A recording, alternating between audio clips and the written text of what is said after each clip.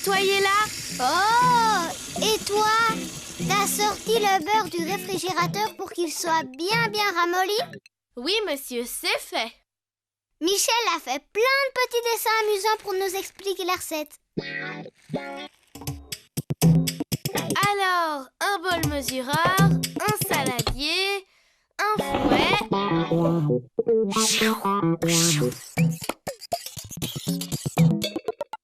Bonjour Michel. Vous êtes des assistants extraordinaires, les enfants. Tu sais, plus tard, je voudrais devenir chef comme toi. Tu es déjà un chef, Bob. Moi, j'aime bien voir les gens se régaler avec ce que j'ai préparé. Ça, c'est le secret des grands chefs. Aimer faire plaisir aux autres. Et qu'est-ce qu'on fait aujourd'hui? Un soufflé au fromage! Vous avez une petite idée de ce que c'est? Quelque chose de fromage qui gonfle? Oui, tu n'es pas loin. On va faire une sorte de crème au fromage qui va gonfler dans le four et devenir toute dorée. Ça, c'est de la magie! Prune, tu as la liste des ingrédients? Oui, pour 4 personnes, il faut 5 œufs, 20 centilitres de lait, 100 g de gruyère râpée, 2 cuillères à soupe de beurre ramolli, 1 cuillère à soupe de farine, sel, poivre. Qui allume le four? Moi! Je le mets à combien? Thermostat 6 ou 180 degrés. J'ai l'impression qu'il va falloir séparer les blancs des jaunes. Oui, mais attention, on met les 5 blancs dans le grand saladier et seulement 4 jaunes dans l'autre bol. On garde le 5e jaune au frais dans un petit récipient pour une autre préparation. Il faut toujours un blanc de plus que les jaunes dans les soufflés. C'est ça, le premier secret. Pourquoi il faut un blanc de plus, Michel? Pour que le soufflé soit plus léger et gonfle mieux. On montera les blancs à la dernière minute. On va d'abord préparer la béchamel. C'est quoi? C'est une sauce qu'on fait avec de la farine? Est-ce que mes assistants sont prêts? Oui! Il nous faut une casserole. On règle sur feu moyen. On mesure 20 centilitres de lait qu'on verse dans la casserole. On ajoute la cuillère à soupe de farine, merci Prune. Et avec le fouet à main, on mélange bien sans s'arrêter. Et le mélange va épaissir. Comment on sait à quel moment on arrête? Quand la béchamel a la consistance de la crème fraîche, ça prend 4 à 5 minutes. On peut la faire plus ou moins épaisse, ça dépend du soufflé. Pour un soufflé aux épinards, par exemple... Un soufflé aux épinards! Même pas en rêve! Mais c'est délicieux, les épinards! Oui, mais je suis allergique. Vraiment? Toi, un futur grand chef? Oui, je suis allergique à tout ce que j'aime pas. Et Michel, on dirait que c'est bon. Regarde. C'est parfait. Le reste se passe hors du feu. Tu peux mettre un gant, Prune? On met la cuillère à soupe de beurre pendant que c'est chaud? Oui. Et on va ajouter 2 pincées de sel et un peu de poivre. On mélange au beurre. Quel beurre? Il a disparu. Maintenant, Bob, tu vas ajouter les jaunes. Et toi, Prune, tu vas mélanger très vite pour qu'ils ne durcissent pas en petits grumeaux. Je crois que c'est bon. Je te fais confiance, ma grande. On met la préparation de côté et on va battre les blancs en neige. Mais avant, on va ajouter sur les blancs... Un peu de sel. Vous allez bientôt pouvoir vous passer de moi. On commence à vitesse lente, pendant 30 secondes. Maintenant, à vitesse moyenne, jusqu'à ce que les blancs deviennent bien mousseux, mais pas trop fermes. S'ils sont trop fermes, ils retombent à la cuisson. Oh! Ça n'arrivera pas, ne vous inquiétez pas. Vous êtes de vrais chefs. C'est comme des nuages, ça a l'air doux. Tiens, les clowns ont le nez blanc maintenant. C'est nouveau. Parfait, ma chère Prune. On va ajouter le gruyère râpé. Doucement, petit à petit. Prune, tu vas mélanger en soulevant les blancs par en dessous avec la spatule en caoutchouc, délicatement pour ne pas les casser, d'accord? Si on risque de casser les blancs comme tu dis, Michel, alors pourquoi on n'ajoute pas plutôt le fromage à la béchamel? Le deuxième secret pour réussir le soufflé au fromage, c'est de mélanger le fromage au blanc, pas au jaune. Dans la béchamel chaude, le fromage va rendre la pâte élastique. C'est pas très bon quand c'est pas cuit. Alors, on va verser la béchamel délicatement. Et mélanger avec la spatule en caoutchouc, comme pour le fromage râpé.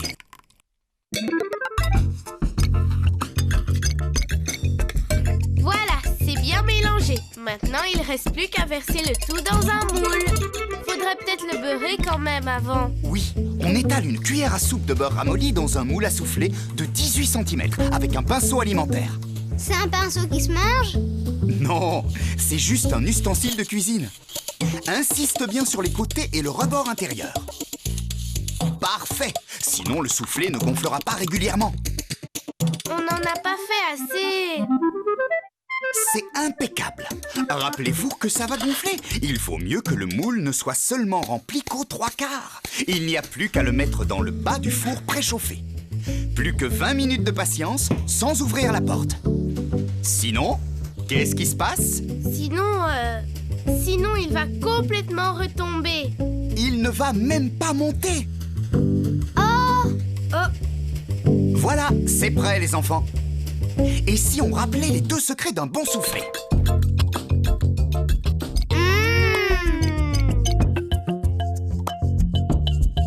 Oh, je sais! Il faut un blanc d'œuf de plus que les jaunes. Et mélanger le fromage au blanc en neige et pas au jaune. Oh, c'est magique! Ça fond tout seul dans la bouche. Pas besoin de mâcher.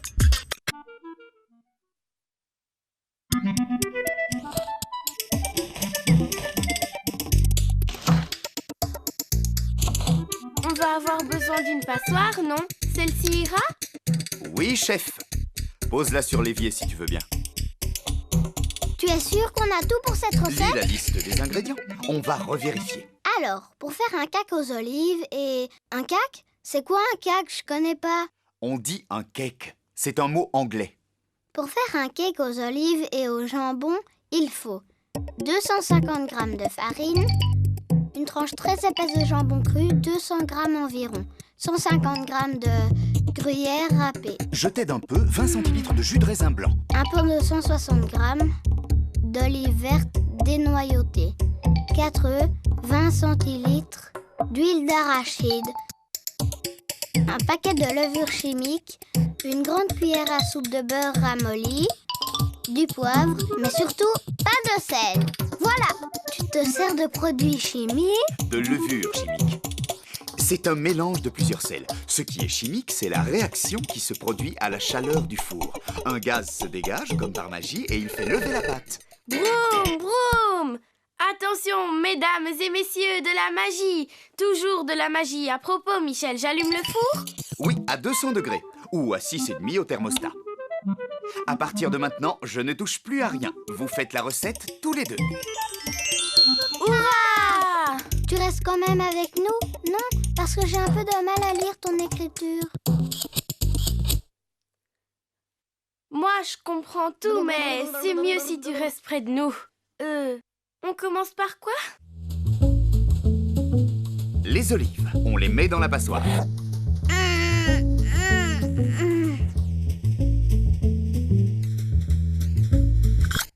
Il faut les rincer longtemps à l'eau froide.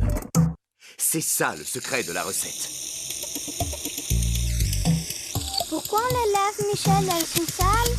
Non, elles sont conservées dans la saumure, un mélange d'eau et de sel. Pour que le cake ne soit pas trop salé, il vaut mieux enlever la saumure. Hey! Elles sont assez rincées, je crois. On va les laisser égoutter.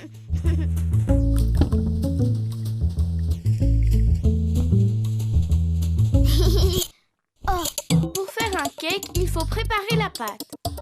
En avant! Je sépare le jaune du blanc. Pas cette fois, Bob. Dommage, je suis devenu le champion du séparage. Personne peut me battre. Eh bien maintenant, tu vas devenir le champion du tamisage. Si on n'a pas de tamis, on prend une passoire à trous fins. On la pose sur un grand saladier. On verse dedans les 250 g de farine.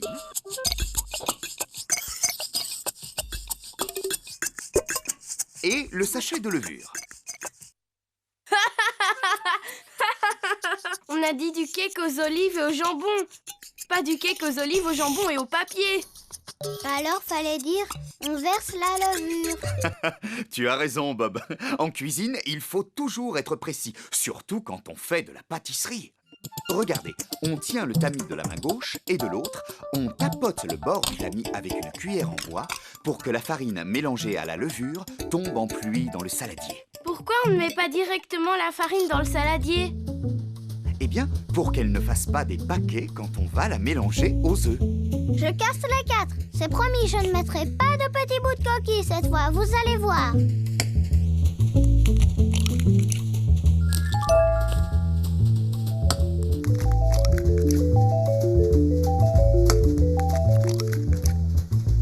Je mélange avec quoi?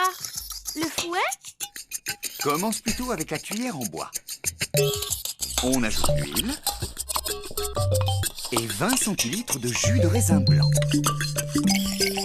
On mélange encore et on continue au fouet électrique. Jusqu'à quand? Jusqu'à ce que la pâte ait la consistance de la crème fraîche. On la laisse de côté un petit moment et on va Beurrer l'intérieur du moule. Moi J'ai besoin de combien de beurre? une cuillère à soupe.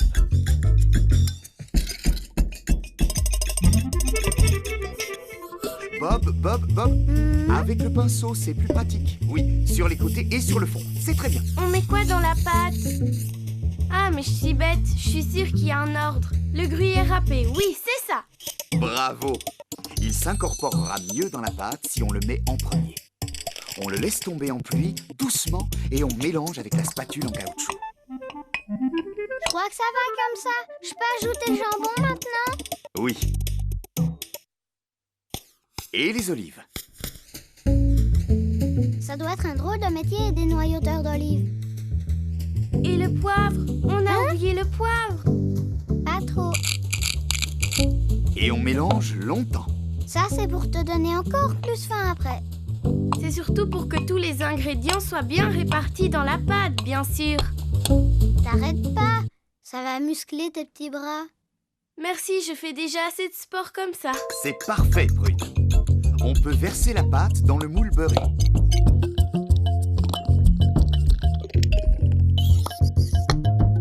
Voilà, magnifique. Et il n'y a plus qu'à le mettre au four.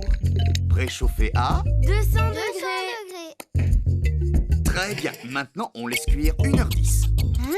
1h10? Je vais mourir de faim, moi. Et on doit le laisser tiédir avant de le démouler. C'est trop dur pour moi. Je peux pas rester là à attendre le ventre creux. Ce ne serait pas plutôt pour me laisser ranger toute seule? Par hasard? Je ferais pas ça à ma petite sœur préférée. C'est sympa, je savais pas que t'en avais une autre. Je suis très fier de vous. Vous êtes de vrais petits chefs.